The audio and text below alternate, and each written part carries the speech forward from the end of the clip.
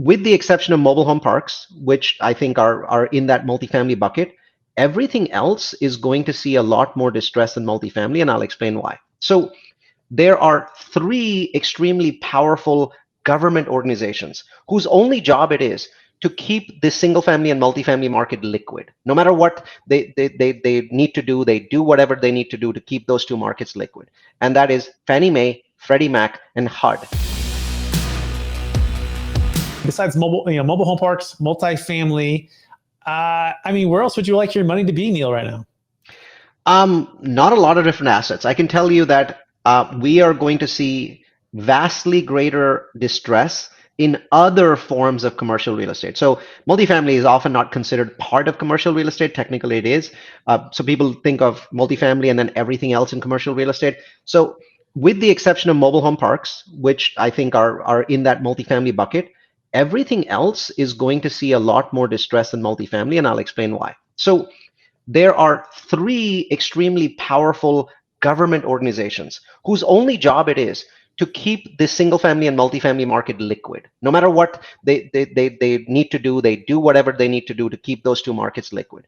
And that is Fannie Mae, Freddie Mac, and HUD. And these organizations receive hundreds of billions of dollars from the US government in liquidity and from the Federal Reserve so that they can basically make loans and make loans in a way that these markets are stable and are liquid.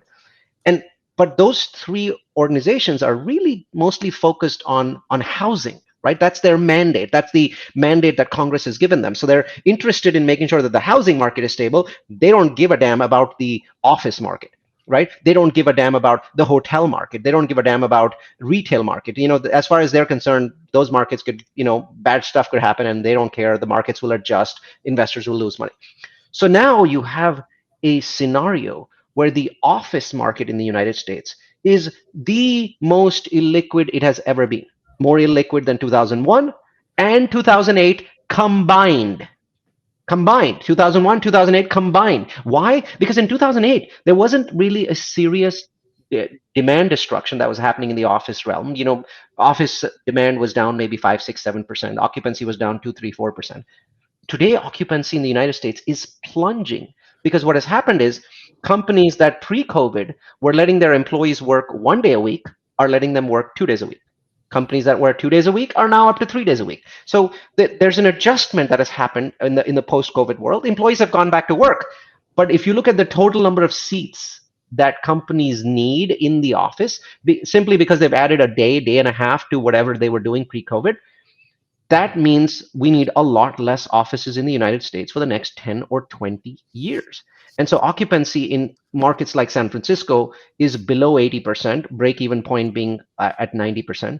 In other markets, it's in the low 80s, break-even points being in the high 80% range. So the same thing that I mentioned in the multifamily industry is happening in office, but in the multifamily industry, remember I said, hey, about 5% of the market is going to be distressed.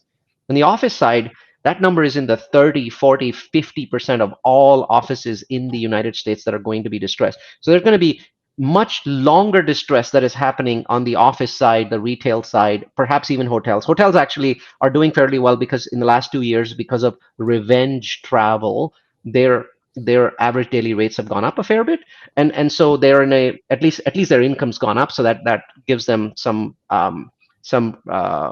resilience.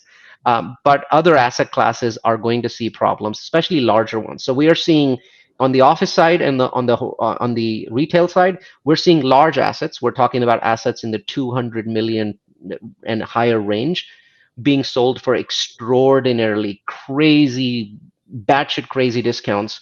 And it's going to sort of work its way down as you start moving into smaller and smaller assets. So that's where we are. I mean, there's the multifamily side is still, 1 year of distress. Great, get in, enjoy it, because by 2025, interest rates are down.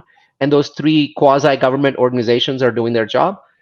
Whereas with commercial side, I think we're going to have 2 or 3 years of distress, with office being the poster child of distress. You're going to see words like meltdown. You're going to hear words like apocalypse when it comes to office for the next 2 years. And then there's going to be knock-on effects on retail and hotel and other asset classes. Industrial, by the way, is one other place that I would put my money, because I started this segment by you asking me a question. Yeah. Where else other than mobile home parks and multifamily would I put money in? The answer is industrial. Yep. You might see a decline in values there as well. It's not unlikely, but I think that the decline in values there is going to be cushioned by the fact that we still every year over year need more industrial in the United States than we are building yet. So right now, supply, supply hasn't caught up with demand for industrial. So in significant portions of the U.S., that's a strong market to be involved in.